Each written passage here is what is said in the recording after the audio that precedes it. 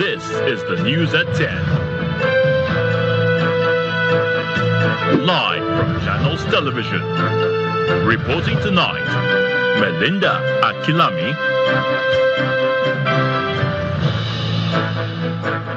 Hello and welcome. Tonight, Governor of Oyo State, Seyi Makinde, visits rescued Orire pupils and teachers at the military hospital in Ibadan, describes their return as a moment of gratitude and relief for the state and indeed the nation. APC stakeholders from Kwara North Senatorial District push for one Kwara agenda, say zoning the governorship slot to the area will enhance equity and justice.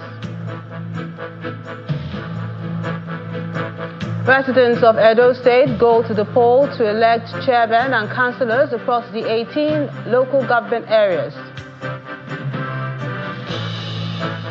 An Iranian Supreme Leader, Ayatollah Khamenei, calls for revenge for the death of his father and predecessor.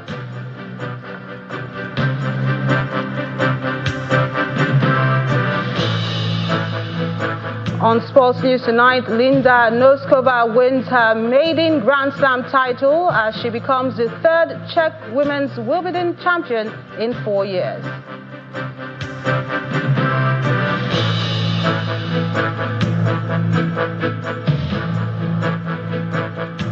It's a sigh of relief and gratitude for the Oyo State Governor, Seyi Makinde, following the rescue of the children and teachers abducted in Orire local government area. He made this known after visiting the victims at the Nigerian Army Medical Services headquarters in Ibadan. The governor said many of them still appear weak and will require immediate medical and psychological support to recover from the trauma. Our correspondent, Bukola Oriowo, has this report.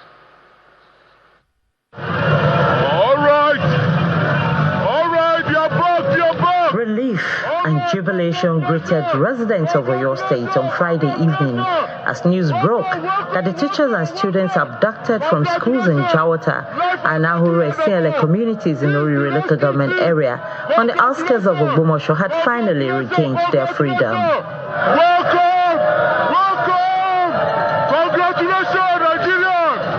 Their release marks the end of 55 harrowing days of trauma, uncertainty, and fervent prayers by families, residents, and well-wishers for their safe return.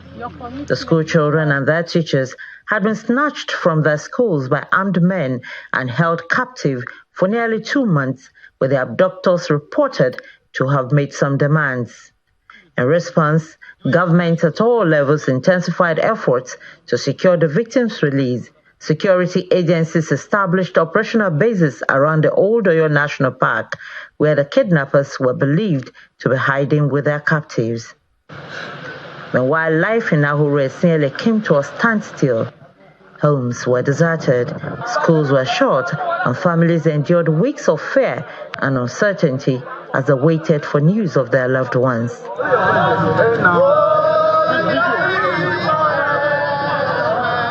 At some point, teachers hit the streets, protesting the abduction and demanding the immediate release of those in captivity. Civil society organizations and professional bodies soon joined the campaign, insisting that the incident must not become another painful Chibok-like tragedy.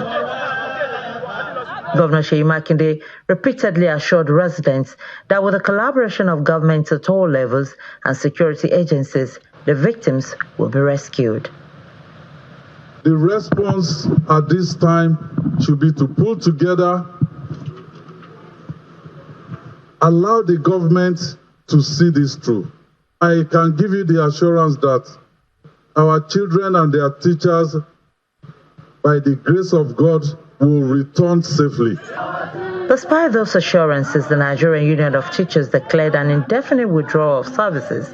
Following the protests, the industrial action was only suspended last week, allowing schools to gradually resume academic activities. All right, you're back. Then as news emerged that the victims had been rescued and are being escorted by security operatives for medical evaluation before being presented to Governor Makinde. members of the Oyo State Executive Council gathered at the governor's private residence in anticipation of receiving the victims, but that did not happen. A day after their rescue, Governor Makinde, accompanied by some members of his team, visited the rescued teachers and students at the headquarters of the 2 Division Nigerian Army Medical Services Center, Odugbo Barracks, Ibadan.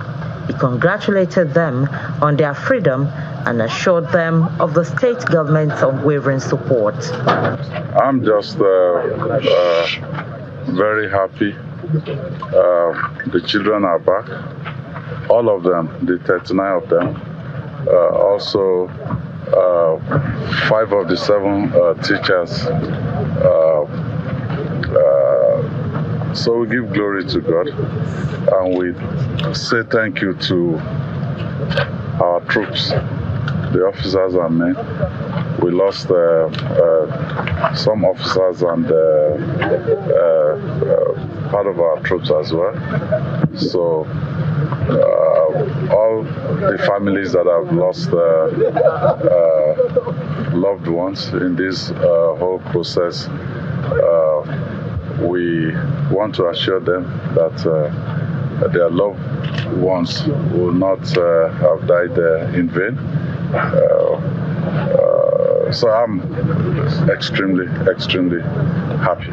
According to Governor Makinde, the rescued pupils and their teachers will remain under medical observation for the next 48 hours, adding that he would formally brief on the circumstances surrounding the abduction, the rescue operations, as well as the collaborative efforts that culminated in the successful rescue of the abductees.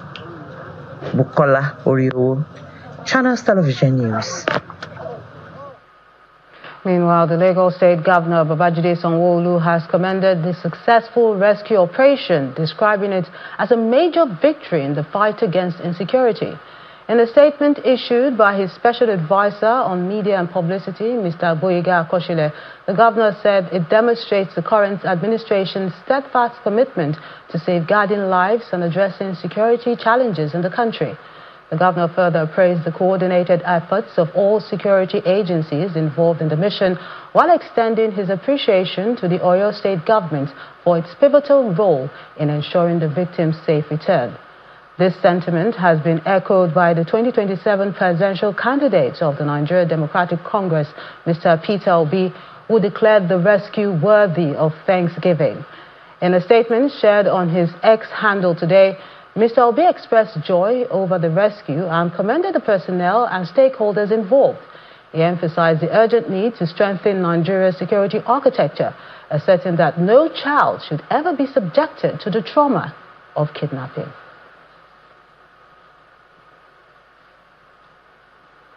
To politics now. The emergence of a Kwara North governorship candidate under the All Progressives Congress, APC, has been described as a step towards improving unity, equity, and inclusive governance in the state. Speakers at a stakeholders engagement organized by the One Kwara project in Inori say power rotation will ensure fairness amongst the 3 senatorial districts.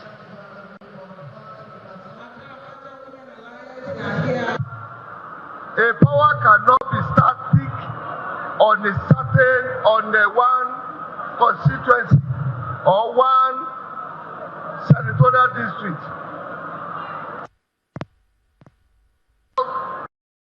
Kwara. And Kwara consists of 3 senatorial districts. We allow a power to be rotated among us so that we become more of a family that we are calling ourselves. Today, to the organizer of this program, I want to appreciate you in our party so that there are people following us with keen-hearted that what the party has done so far is being accepted by everybody. Inclusive development can only occur when every part of Kwara State feel that it has a stake in the system. Power shift, when properly managed, provide that assurance. It is not a guarantee of performance, but it's a guarantee of access, representation, and belonging. No one is deliberately left out at the boss. All voters and citizens must be considered in both the electoral process and eventual governance of the state.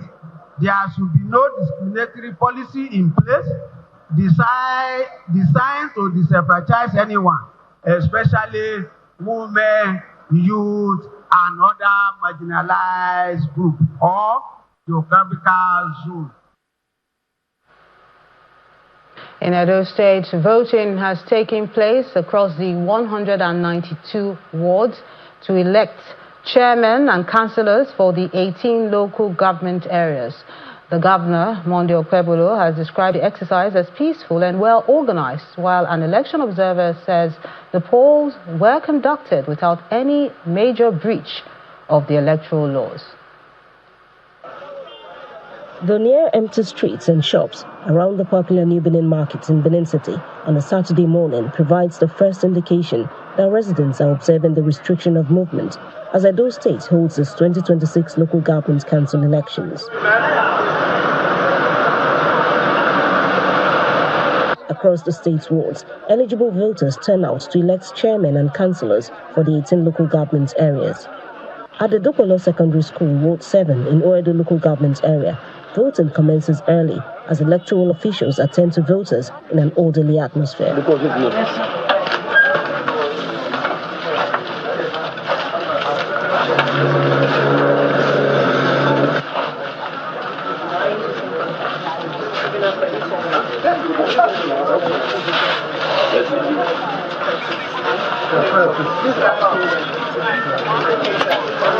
We are happy today that we are here to vote for the rightful person and everywhere is calm. The exercise is also underway in other parts of the state.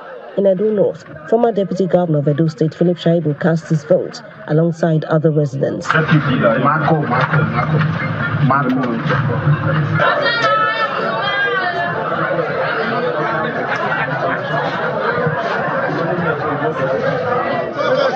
In Edo Central, Governor Monday Okpebolo votes at Ward 2, Udomi Primary School, Eastern Central Local Government Area.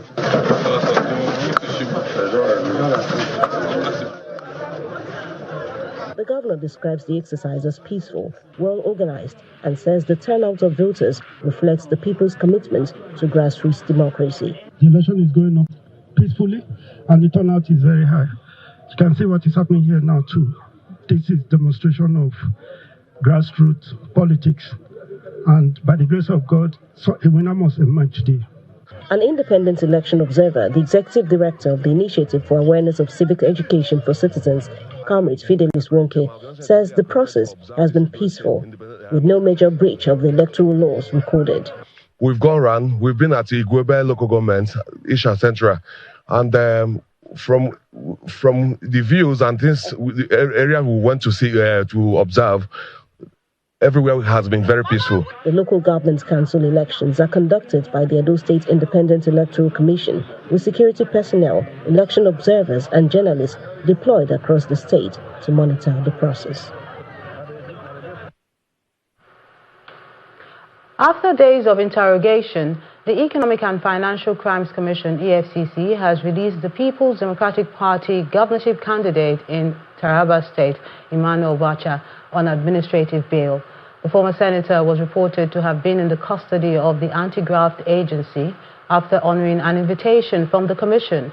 His whereabouts had been a subject of concern after reports emerged that he had been held by the EFCC for 48 hours.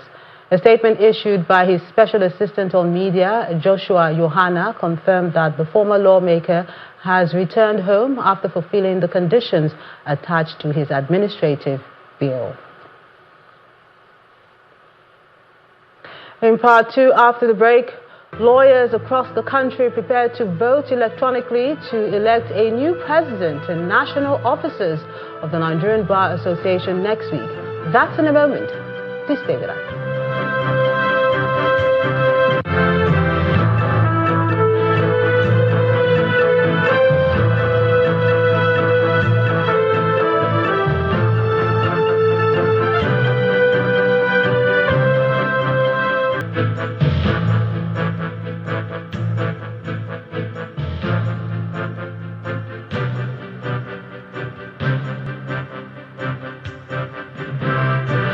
Welcome back. If you just joined us, you're watching the news at 10 on Channels Television, broadcasting live from Lagos.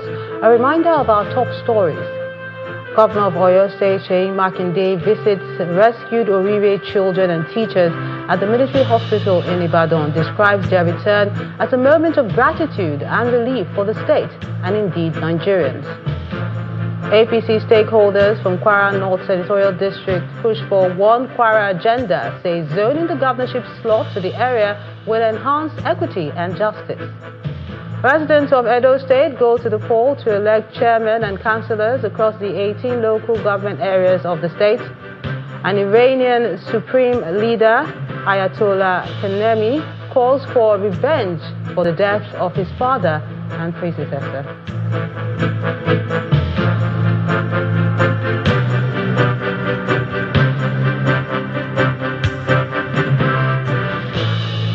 The Akwa Ibom State Governor, Umoeno, has called on members of the State House of Assembly to deepen grassroots development by complementing lawmaking with initiatives that impact the people. Governor Umoeno made the call at the constituency briefing and empowerment program of the Speaker of the Akwa Ibom State House of Assembly, Udeme Otong, where over 300 beneficiaries received vehicles, business grants, and vocational equipment. While lawmaking, oversight and representation remain the core responsibilities of legislators, some lawmakers are also providing direct support to their constituents through empowerment programs. That was the focus of a constituency briefing and empowerment initiative organized by the Speaker of the Akwa Ibom State House of Assembly, Udeme Otong, for beneficiaries from Abak State constituency and other parts of the state. No fewer than 358 beneficiaries received empowerment items valued at over 35 million naira, including vehicles, minibuses, motorcycles, tricycle trucks, generators, sewing machines, barbing and hairdressing equipment, as well as business grants. 8 million naira category, please. Representing Governor Umoeno, the Deputy Governor Akong Eakenye commended the Speaker for promoting collaboration between the legislature and the executive in delivering development to the people. Let me begin by thanking the Honorable Speaker for the collaboration that exists between the executive and the legislative arms of government in Akwa Ibom State. Because of this robust relationship, the House, under your leadership, has approved bills that are aimed at running an inclusive and more prosperous Akwa Ibom State, which I have variously signed into law. Speaker Udeme Otong said although the program was primarily for his constituents, beneficiaries were also selected from several local government areas across the state. Your Excellency, I came today to give back to my people. See that so many other local governments are benefiting from this project today. Your Excellency, this is because of the benevolence of you. You have made it possible for me to empower the entire state. Since I am the Speaker of Akwa Ibom State, Your Excellency, thank you very much. A member of the House, Moses Asien, described the initiative as a demonstration of the Speaker's commitment to improving the welfare of the people. We are proud to identify with him. That is why I say all members of the House of Assembly come here in large numbers to identify with him because of the fatherly role to lead the House. And so we are proud and very excited to identify with him. He has done very well. Beneficiaries said the support would help them expand their businesses and improve their livelihoods. This will help me a lot because at the end of it, I will use this to make a lot of money. He's a man that loves people to smile. He's a man that is accessible, very simple, and care for his people. The empowerment program is part of the Speaker's constituency engagement efforts aimed at supporting and strengthening small businesses and complementing the Akwa Ibom State government's development agenda. On Saturday, July the 18th, lawyers across the country will vote to elect a new president and national officers of the Nigerian Bar Association. The contest has entered a crucial phase as two of the three presidential candidates faced members of the Electoral Committee's Manifesto Day and debate in the nation's capital, Abuja. The Electoral Committee used the opportunity to assure members of the bar of a free, fair and credible election. With less than 10 days to the Nigerian Bar Association's national elections scheduled for Saturday, July 18th, attention shifts to the NBA national headquarters in Abuja, where members gathered to hear directly from those seeking to lead the largest association of lawyers. The presidential debate and Manifesto Day event organized by the Electoral Committee of the NBA comes amid heightened tensions over the July 18 election, following the Attorney General of the Federation's controversial call for postponement. The chairman of the Electoral Committee, Senior Advocate of Nigeria, Ahmed Jelam, gave the assurance that the elections will be credible. I want to further assure all members of this association that this election that is under my control, by the special grace of God, despite all the misgivings, will turn out free, fair, credible, and transparently well conducted. The debate, moderated by Channels TV's deputy news editor Shola Shoyele, was a hybrid event which gave all candidates an opportunity to present their manifesto to the lawyers. To accommodate the concerns raised by some of the candidates, the moderator announced that the debate format had been revised to introduce a rotational speaking order throughout the debate to ensure what the Electoral Committee described as a level playing field for all candidates. The ECNBA has taken into consideration the need to rotate the order of speaking and ensure that there is a level playing field. The highlight of the program was the presidential debate where 2 out of 3 candidates shared their vision for the bar. Within your first 12 months in office, if you do get elected as president of the NBA, what are the 3 most important reforms you like to implement that we can hold you by? Thank you. The first thing I would like to do is digital transformation. I would ensure that the secretariat is digitized. The secretariat is a doorstep, is the beginning of any functional association. Therefore, we would develop an app called the NBA One. NBA One will warehouse all NBA's digital assets. I would deal with the secretariat first as well. I don't know about ensuring that the secretariat is fully digitized because that has all sorts of variables, but I commit to ensuring that the secretariat is more responsive, more transparent. Every member knows what departments are in the secretariat, who does what, and can reach them and get what they need from the secretariat. The third presidential candidate, Senior Advocate of Nigeria, Olumuyiwa Akimboro, was absent. In a statement released ahead of the debate, he cited recent developments, including key decisions regarding the electoral process for his decision not to participate, while insisting that he remained committed to engaging with members through other platforms. The Manifesto Day also featured presentations by candidates contesting other national offices, including General Secretary, First Vice President, Welfare Secretary, and Third Vice President. With the campaigns now entering the final stretch, attention turns to July 18, when thousands of lawyers across the country are expected to elect a new leadership for the Nigerian Bar Association. Thank you very much. For the stories now, the Nigerian Air Force says it has recorded another major breakthrough in the ongoing counterterrorism campaign, with precision airstrikes destroying a terrorist enclave in the Gezuwa general area of Benue State. In a statement issued today, the Director of Public Relations and Information, Air Commodore Ehime Ejodame, said the operation was carried out on Friday by the air component of Operation Hadinkai, following credible intelligence indicating renewed terrorist activities and the concentration of fighters in the area. It adds that the strikes destroyed terrorist infrastructure and neutralized several insurgents, further degrading their ability to regroup and restricting their movement. Members of the Northern Christian Stakeholders Assembly are calling for an end to killings, especially when it comes to Christians. Speaking at a meeting convened in the nation's capital, the clerics also called for national unity. Our correspondent, Sarah Chimugu, has this report. This meeting is organized by the Northern Christian Stakeholders with focus on the state of the nation. Or subordinate groups. The meeting is attended by clergymen across the region as well as traditional rulers.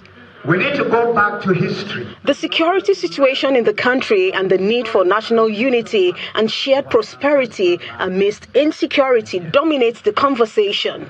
The killings in the northern states of Nigeria, it is never done by the Yoruba stock, nor the Igbo stock, nor Southerners. So, the answer is, it is a northerner who is killing a northerner. The group also kicked against any Muslim ticket in the 2027 general election. Mr. President, we're going to support you at being a Christian vice president, not one you are having now. Speaking on behalf of traditional rulers, the Totif highlights the need for national unity. If the enemy wants to destroy us, they will plant divisions among us. So this ethnic group starts fighting the other ethnic group, the church, the Christian leaders fighting the traditional leaders, and so on, so that we do not stay together in unity. But this forum, I'm working together and I can see a new spirit. That human lives matter more than anything. Matter more than anything that is a desire of anybody. That does not put humanity and the humanness of life into consideration. It's not a worthy desire. That leadership at all points should just consider human beings. Father, in the name of Jesus Christ, thank you for your faithfulness. Prayers held for those in captivity and for the nation's security forces to overcome the security challenges. My prayer. Sarah Achimugu, Channels Television News.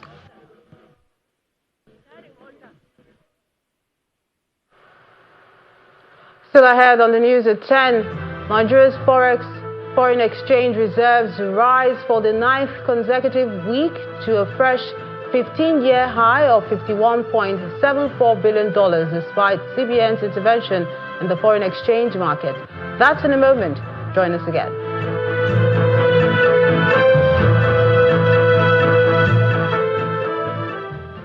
Africa is rising, and we are rising with her. Every day there's a new story, a new challenge, a new discovery, and a new victory. For 30 minutes, Monday through Friday, we bring these to you from Abuja to Accra and from Nairobi to Addis. Network Africa connects the dots, giving you a full picture and bringing the continent closer to you. Network Africa, weekdays at 4:30 p.m. only on Channels Television.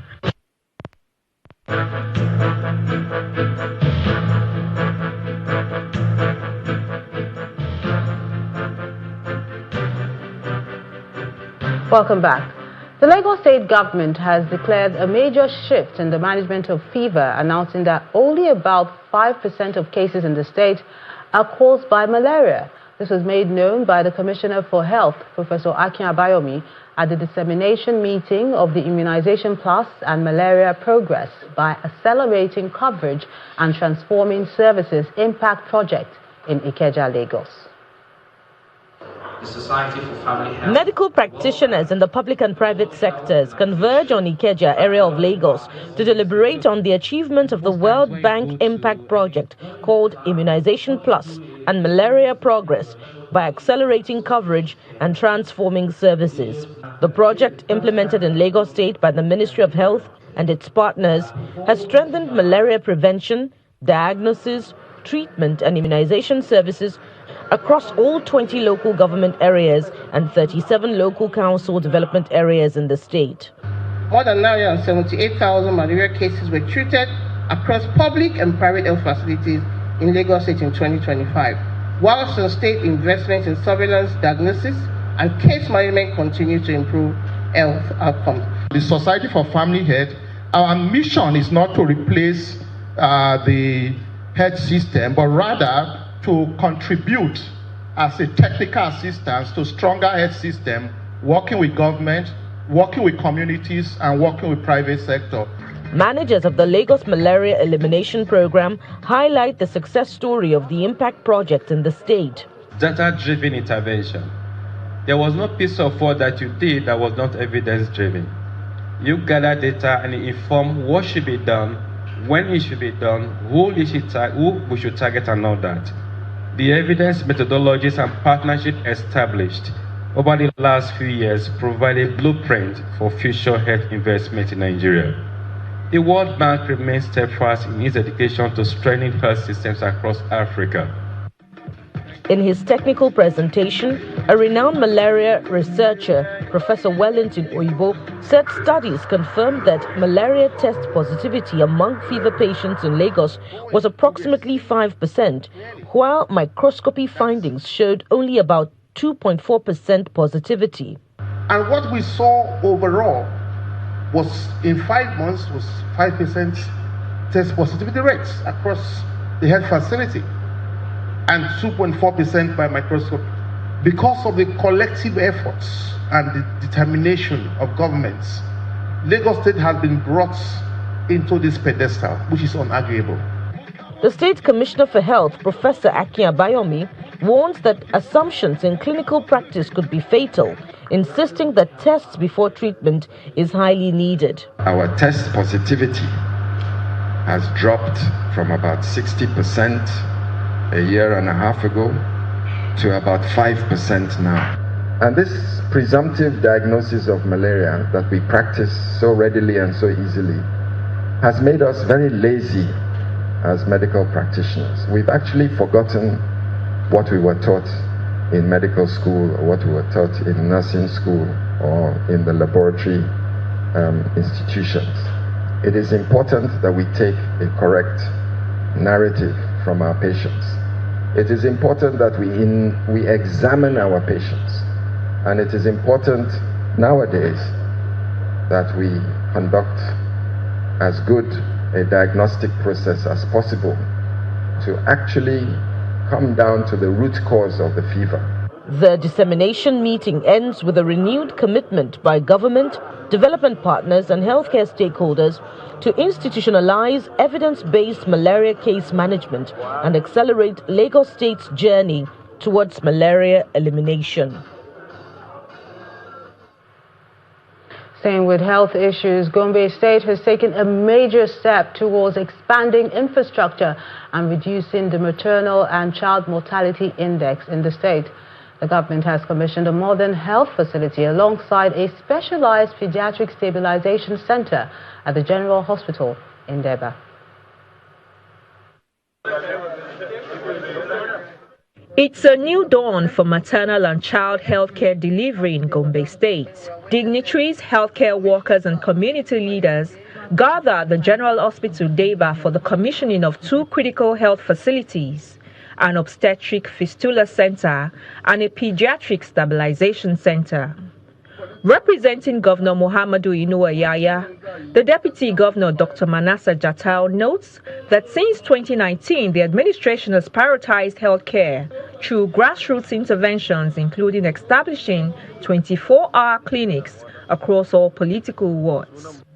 Apart from security, which all of you know is a class of its own, accordingly, the state has done so much, and I'm sure the Ministry of Health, the Primary Healthcare Development Agency, and the State Health Management Board can tell you more of what has been done in the state. Other officials say the government has always put its money where its mouth is by honoring key financial obligations. Your Excellency, your presence here today underscores the unwavering commitment of the administration of Governor Muhammadu Inuwa Yahya, CON, to strengthening the healthcare system through sustained investment in health infrastructure, human capital development and strategic partnership. To the glory of God Almighty.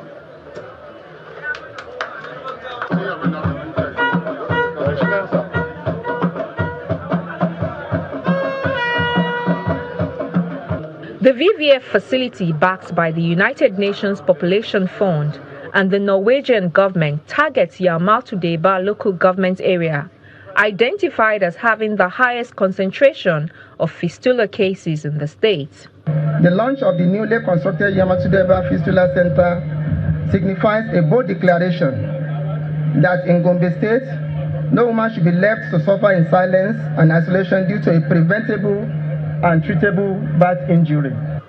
Right next to this is the Pediatric Stabilization Center, a massive 203-bed facility equipped to fight severe acute malnutrition. We have 21 outpatient treatment facilities situated in these 3 LGS in the appropriate PHCs. We are already working with the PHCDA as I speak to add 6 additional facilities in Duku, Yalmatudeba, and also in Kwara. While expressing gratitude for the infrastructure, traditional and local government leaders are also looking at preventive measures.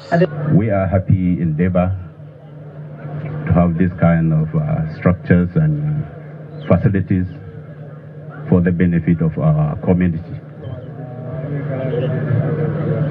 We thank each and everyone that made these projects possible.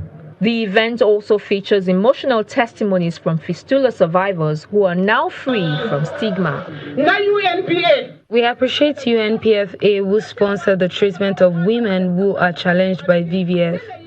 On behalf of VVF survivors, we are fully recovered and are confident to go anywhere without stigma because of the help we received. We say thank you.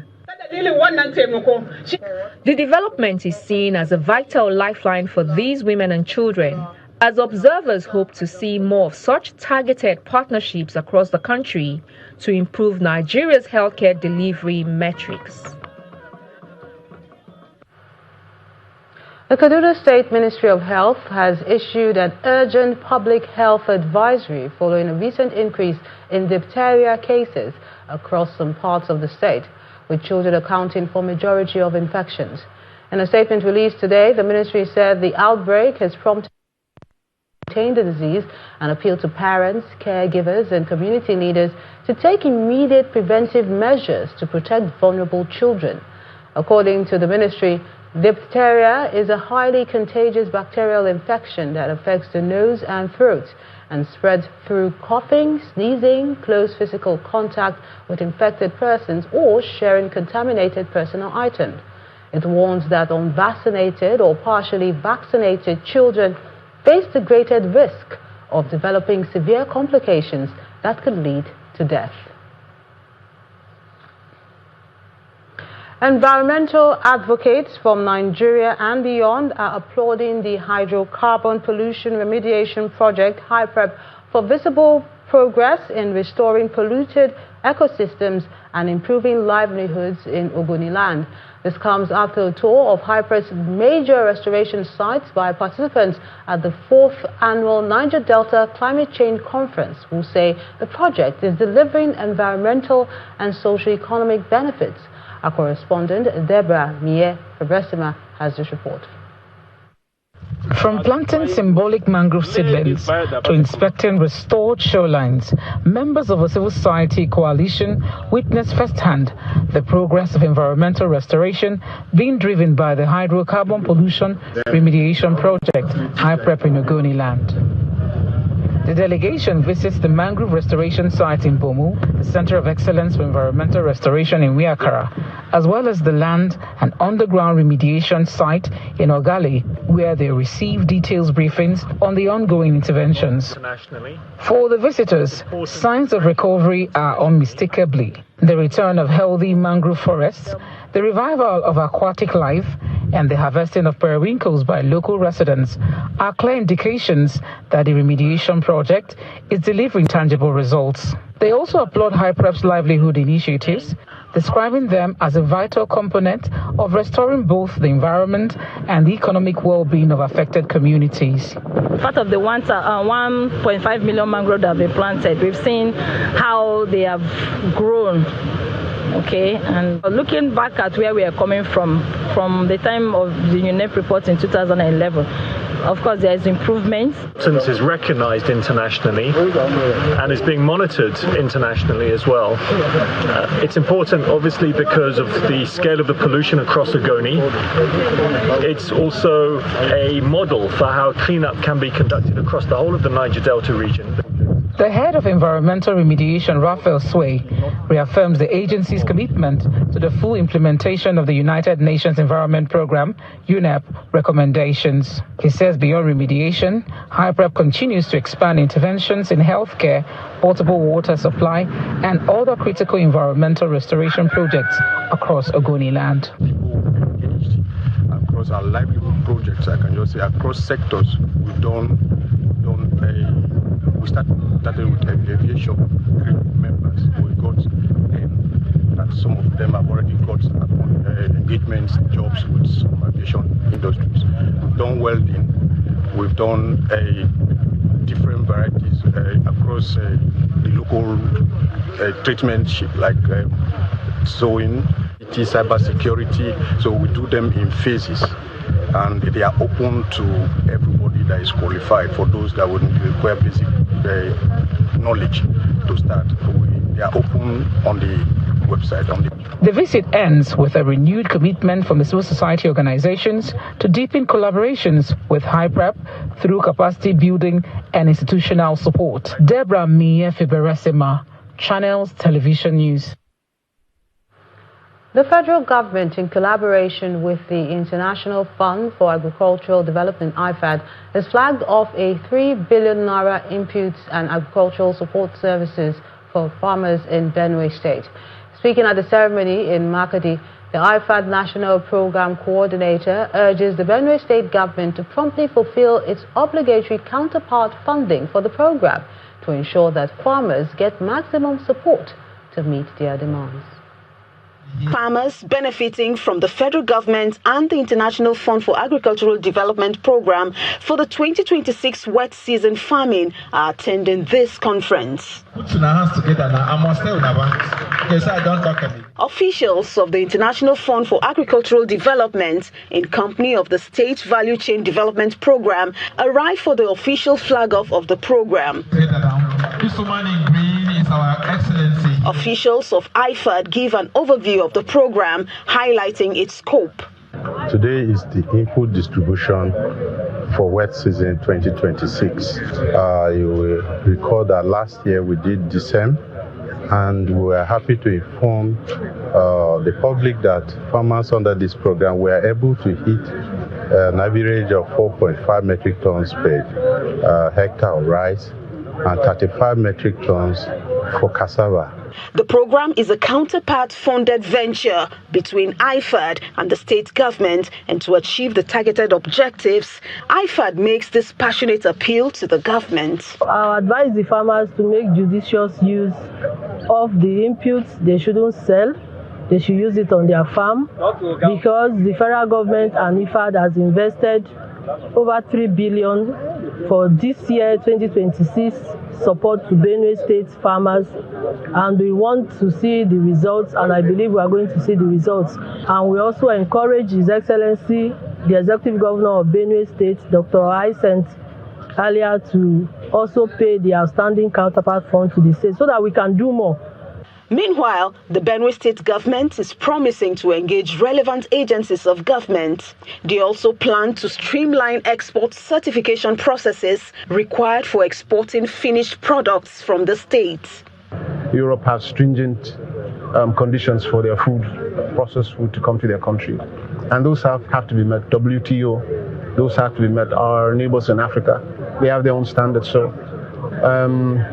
the Benue State government can come in to ease the difficulties in acquiring the necessary certification for the products to leave the country, leave the state, and ultimately the country for export.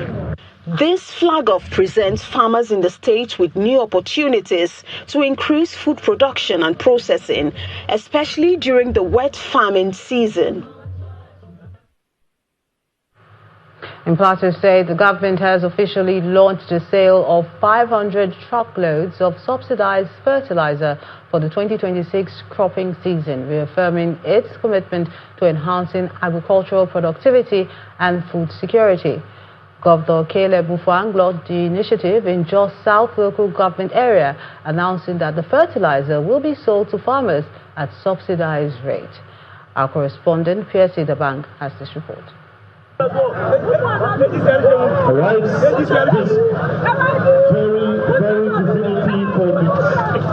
Governor Caleb Mufwang of Plateau is joined by other officials of the state government in Jos South local government area for the flag-off of the sales of fertilizer at subsidized rate for the 2026 farming season.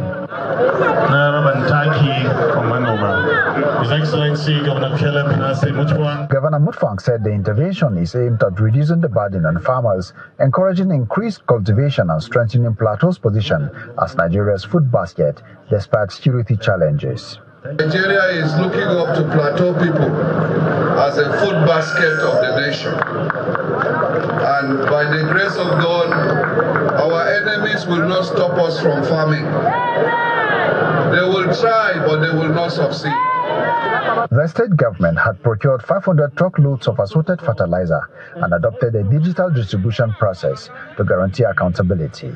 His desire is that every one of us, every farmer on the plateau gets to have a bit of this incentive that will help us to move agriculture forward. The chairman of the South local government, Silas Dung, commended the state government for choosing the council to host the flag-off and reaffirmed the area's contribution to agricultural production. Yes, it is true that Plateau State is known for their peace and hospitality. Although you let us know that we also contribute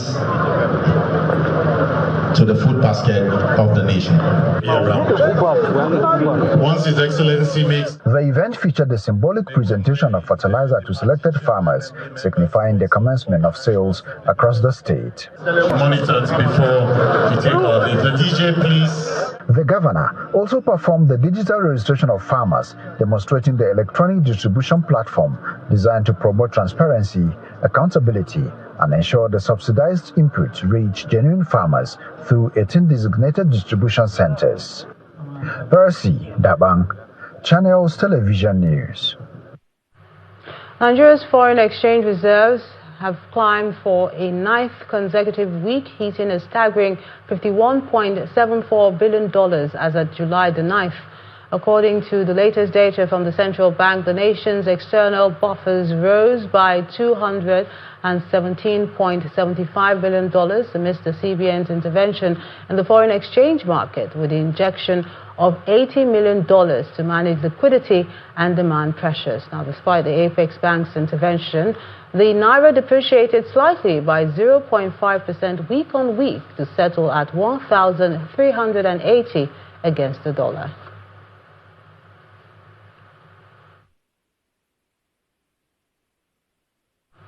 In the world of sports, we serve up with some tennis.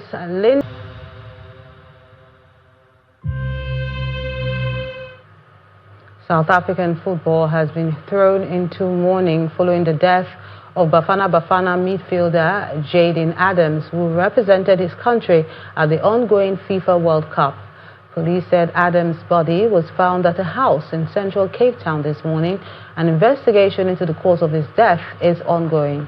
The 25-year-old played in all three of South Africa's group stage matches at the World Cup. His death comes less than a month after the passing of his grandmother on the eve of South Africa's Group A match against Czech Republic. FIFA President Gianni Infantino has commiserated with South Africa Football Association following the sad incident.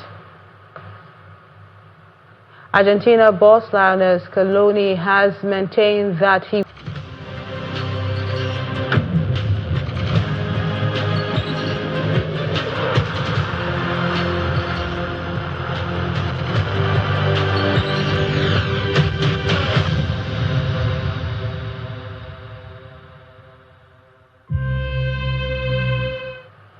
On the international scene, Iranian Supreme Leader Ayatollah Khamenei has called for revenge for the death of his father and predecessor, Ayatollah Ali Khamenei. In a written statement read out on state television, he said vengeance was the will of the nation. It was his first public message since his father's funeral ceremonies began this week. Khamenei Sr. was killed in an airstrike on February the 28th, the first day of the U.S.-Israeli war against Iran. Meanwhile, U.S. President Donald Trump has warned that any Iranian plans to hurt him would see the United States disseminate and destroy all areas of Iran in response.